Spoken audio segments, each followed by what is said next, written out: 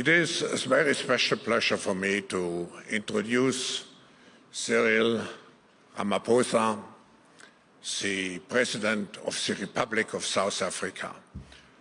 Mr. President, you know we have a long-standing history of relationship, I would say, of partnership and of friendship with your country, and we are so pleased that after some years you are back with us. And we welcome you actually in two capacities. First, you are president now of a national union government, and you really are embarking into using the full potential of South Africa, which after all is the economically strongest country on the African continent, and we all know that the African continent will be probably on the top priority list of global attention in the future. So we are looking very much forward to how your program to address particularly also infrastructure issues, reconstruction issues, what you will tell us about those programs. But second, and I would say particularly important today, is your presidency this year of the G20. We have a world which has a tendency not only to fall into two parts between the US and China, but we also have a tendency to fall into two parts between what is called the New South and the traditional, let's say, transatlantic or Western countries coming together in the G7. And here the G20 plays a very important role as a linking pin. And particularly, I think this year, this linking pin will be of utmost importance. So we welcome you in those two capacities. Mr. President, the floor is yours.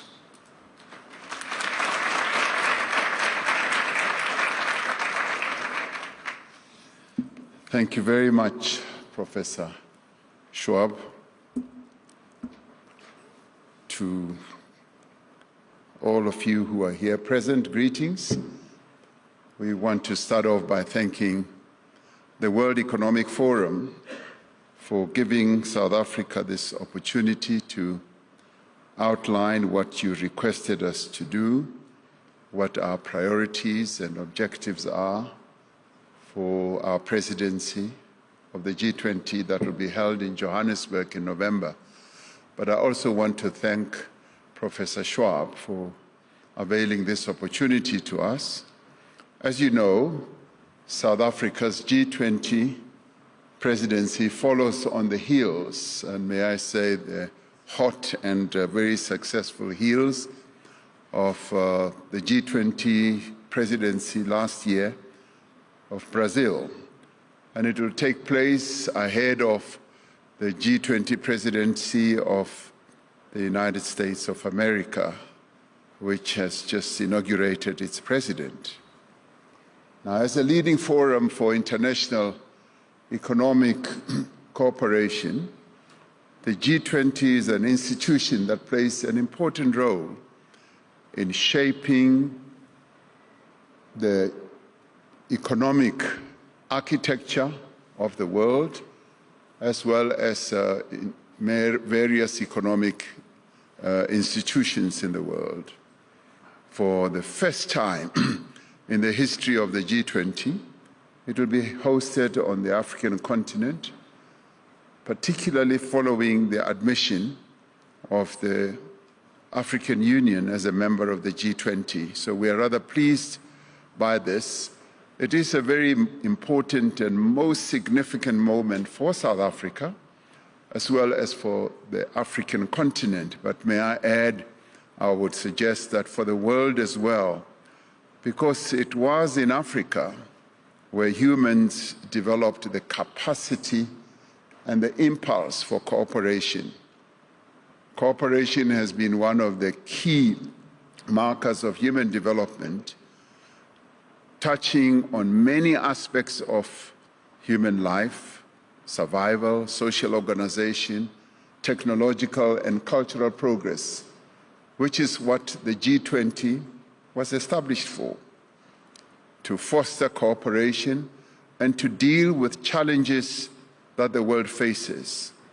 So cooperation is the bedrock of human civilization, because without cooperation and collaboration between individuals, groups of individuals, peoples around the world and nations, humanity simply cannot progress. Now, as we confront the challenges of the 21st century, from climate change to pandemics, to addressing the challenge of poverty, to terrorism, from migration to artificial intelligence, we are in many ways once again called upon to harness that most powerful and most enduring of human attributes, mutually beneficial cooperation and collaboration. This, I believe, is a time of rising geopolitical tensions, unilateralism, nationalism, protectionism, and isolation, rising debt levels, particularly affecting poor countries in the world, and also importantly, the declining of a sense of common purpose. Yet, this is a moment when we should be standing together as a global community to resolve the problems that confront humanity by ending the wars and conflicts that are causing such hardship and misery to many people around the world. We are also called upon by the exigency of the moment to act together with greater urgency to halt the destruction of our planet. Now, this is a moment when we should harness also the abundant resources we collectively possess and the remarkable technologies that human ingenuity has produced to overcome poverty, to overcome inequality, unemployment, and especially youth unemployment, and the abuse of women once and for all. 33 years ago, the founding president of democratic South Africa, Nelson Rolihlahla Mandela, spoke here at Davos, and he said, "Our interdependence, bringing us together into a common global home across the oceans and the continents, demands that we all combine to launch a global offensive for development, for prosperity, and human survival." In pursuit of this objective, and in giving effect to the mission of achieving or implementing what Nelson Mandela said, the mission of the G20 South Africa will focus on three themes: solidarity, inequality, and sustainable development. It is South Africa's firm view that these themes can best be taken forward through the collective actions of a number of institutions like the G20, as well as various multilateral organizations, such as the United Nations, the World Trade Organizations, the World Health Organizations, financial institutions of the world, some of which should be reformed and be made more representative and responsive to the needs of the citizens of the world. We will seek to get the G20 to focus more on how we can enhance solidarity through collective efforts to ensure that in the pursuit of progress in the world, and progress for all, no person and no country should be left behind. The rights and freedoms of one people cannot really be separated from the rights and freedoms of all people in the world. This is the foundation on which solidarity is built, and we will seek to spread this message and get it fully embraced by the G20. One of the greatest impediments to growth, to development, and to stability is the persistence of inequality within and between nations. The pursuit of the United Nations Sustainable Development Goal on reducing inequality is as much an economic imperative as it is a social imperative. As the G20, we need deliberate as well as coordinated efforts to focus on inclusive growth based on responsive trade and investment to grow the incomes of poor countries and the poorest in society, and to ensure equal access to opportunities, especially to women and young people in the world who are the most badly affected by lack of progress. For nations to flourish, equality and prosperity must be available to everyone, regardless of gender, of race, religious belief, or economic status. In addition to huge gaps in economic capabilities and levels of human development, countries in the global south face a lack of predictable financing development, as well as climate change. They also face high levels of debt, and they are vulnerable to pandemics. Debt sustainability for low-income countries is one of the 4 priorities of South Africa's G20 presidency. In the world we inhabit today, the pursuit of equality and the practice of solidarity cannot be separated from sustainable development.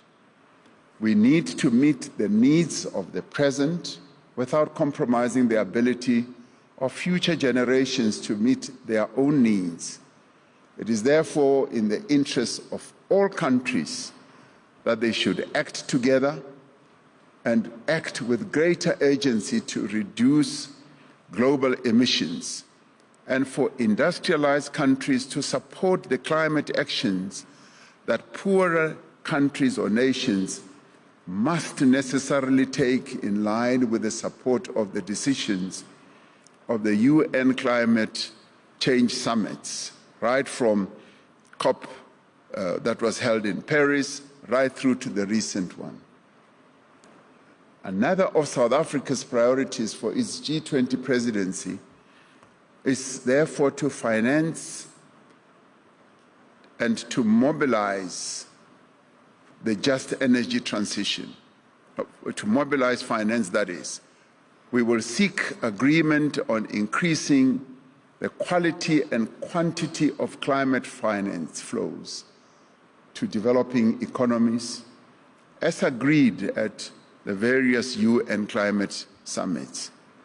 We will continue to call on global financial institutions on the redirection of special drawing rights which are left unused to a large extent. It is simply, in our view, not fair that over 60% of special drawing rights go to a handful of wealthy countries. And these drawing rights should be redirected to enable countries in Africa and other parts of the global south to realize their developmental aspirations, to enable them to invest in infrastructure, in industrial development, in education, in training, and in healthcare. We need to leverage private capital and use innovative forms of finance, as well as taxation, to raise additional resources for sustainable development in various countries in the global south. Now, global finance institutions should help to de-risk and support more financing for emerging and developing countries. We need to support country initiatives that are aimed at addressing climate change, such as the Just Energy Transition Partnership that South Africa has entered into with a number of countries of the global north. A number of other countries followed suit and also structured their own initiatives. But these need to be financed. As we accelerate the transition to low-carbon economies in a manner that is just and inclusive, we must also at the same time recognize the damage that climate change has already done and will continue to wreak around the world. In light of this, South Africa has therefore made the strengthening of disaster resilience as another of the priorities of its G20 presidency. The increasing rate of climate-induced natural disasters is affecting countries that can least afford the costs of recovery and rebuilding.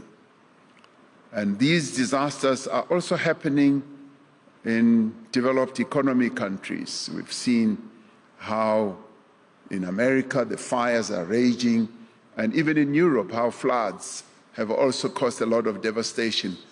But countries in the global north can recover quickly because of the economic strength that they have.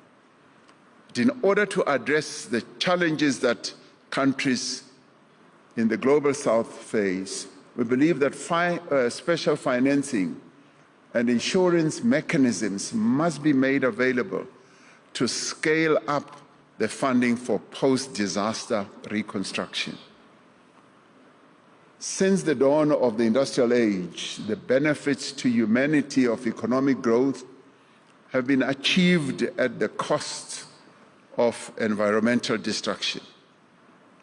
If we are to survive and to thrive as humanity, we must change this. We must change course. We must pursue development pathways that reconcile growth with urgent climate action. Another of South Africa's priorities for its G20 presidency is to harness critical minerals for inclusive growth and development. We need a G20 framework on green industrialization and investments to ensure progress towards a grand bargain that promotes value addition to critical minerals, particularly close to the source of extraction. We also need the development of low-carbon manufacturing value chains which can support decarbonization and industrial development. There is a need to promote beneficiation and local value addition of resources at source, resulting in an additive rather than an extractive relationship. As minerals extraction accelerates to match the needs of the energy transition, the countries and local communities that are endowed with these rich resources must be the ones that benefit most. At the moment, they don't benefit much because the benefit flows out of their own countries to other locales in the world. We will use this G20 to champion the use of critical minerals through a program of green industrialization and as an engine for growth and development in Africa and the rest of the global south. As this will be the first G20 summit that is held in Africa, it is for us a valuable platform to demonstrate Africa's promise. Many agree that Africa is the next frontier of global growth and productivity. The African continent has an unrivaled natural resource endowment with the youngest population of all continents. Africa continues to be an expanding market for goods and services. The African Continental Free Trade Area has the potential to really change the economic and social fortunes of our continent. We will seek G20 support for the Africa Continental Free Trade Area Adjustment Fund that will enhance inclusive growth, sustainable and regional integration as well. We will look to consolidate various G20 initiatives related to Africa into a flagship agreement for cooperation that is focused on implementation of investments in productive sectors in Africa in areas such as infrastructure. Many of you would know that infrastructure is propelling Africa's growth at the moment. We seek investments in development of skills that will also fuel this infrastructure revolution, particularly for Africa's youth and the economic empowerment of the women of our continent. In the health sector, we would want the G20 to support the production of pharmaceutical products such as therapeutics, as well as vaccines to deal with pandemics. The digitization of the continent, particularly when it comes to artificial intelligence, will enhance trade and development, and they are key enablers that we want to see fully developed. Through its G20 presidency, South Africa is well positioned as a country to advance global cooperation and to build partnerships for growth as well as for development. This is so because South Africa has a rich history of inclusive dialogue and common action. Over the last few years, the South African government has been working very closely with social partners in business in South Africa and with labor and with civil society to address the key national challenges that face our country, as well as to drive inclusive growth. And this cooperation culture and the approach that we have developed over many years has taken us to a higher level. And with the establishment, particularly of the Government of National Unity that you referred to, following the elections that were held in May last year, the Government of National Unity, or the GNU as we call it, made up of 10 political parties, a government that we were able to set up in exactly 4 weeks, when many other countries, particularly in the global north, take up to 1 year, and we did it in just 30 days. So this has been vital to stability as well as inclusive governance in our country, and has largely contributed to greater interest amongst investors in South Africa's economic prospects. And I do believe that some of those investors who are having a fresh look at South Africa are also here, and we are going to be interacting with them. The seeds of human progress were sown in Africa. In Africa, the earliest forms of cooperation were forged and developed. As the leaders of the G20 return to Africa, we make a call that we all harness these essential capabilities that will make us take action to build a better and a fairer world. We intend that the G20 in Johannesburg this year should really be a forum where cooperation and collaboration amongst the leading economies of the world will be taken to a higher level. Acting together, we should build an inclusive, just, and equal world in which all may prosper, leaving no one and no country behind. So I look forward, Professor, to welcoming you to the G20 in Johannesburg later this year. And even if you do not participate, any of you do not participate in any of the 130 G20-related meetings, because that's how the G20 works. It builds up to the Leaders' Summit, which will be held later in the year, through the various meetings and finance stream and trade stream and many others, I'd like to invite you to come, even if you do not participate in any of these meetings, just to come to South Africa and come and see South Africa for yourself, the most beautiful country in the world. So I invite you to come, and thank you very much.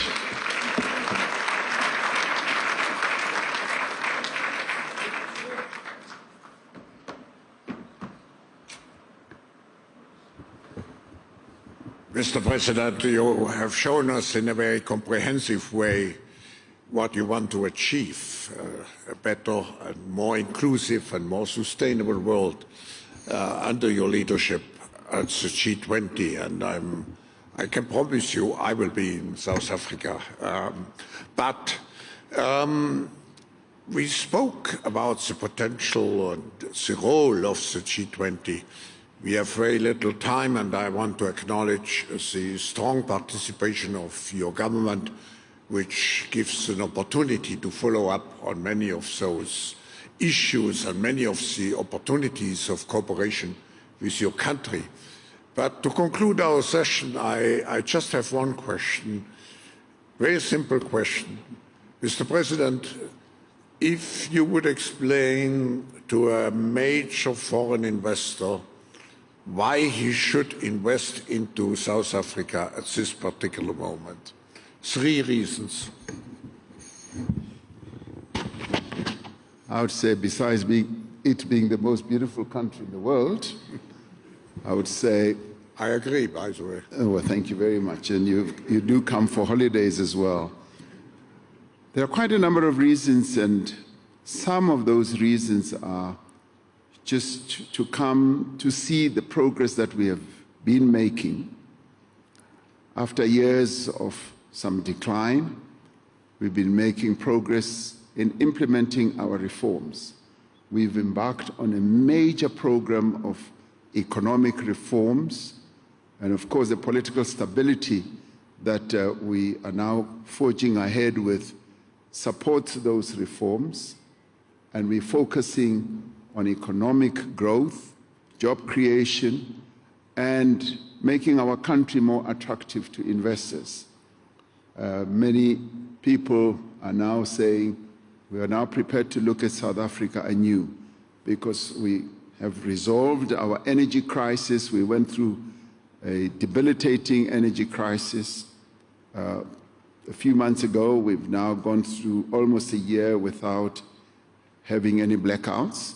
And a number of countries around the world do have their own blackouts, but ours was a major crisis. We've solved that, and largely through the reforms that we've embarked upon to reform our energy sector, and we're also reforming our governance as well as dealing with the corruption levels that had risen to a high level, and we are addressing that. And in sorting out our governance, we do believe that we make South Africa a lot more attractive. And I do want to lay stress on the partnership that we have crafted with business, with labor, and various community organizations is a solid one. And it's a compact that we've put together that is helping us as a country to address many, many challenges. There aren't many countries that I know of in the world where there is long-term cooperation between business, labor, and government at such a close range. And we can count many areas where progress is being made in that regard. And that talks to stability, and that talks to promise for greater economic governance, greater economic growth that South Africa is now leading the way in. And also the important role that we play as a country with regard to our continent, particularly when it comes to trade. We are the most industrialized country on the continent and continue to say that we are the gateway into Africa.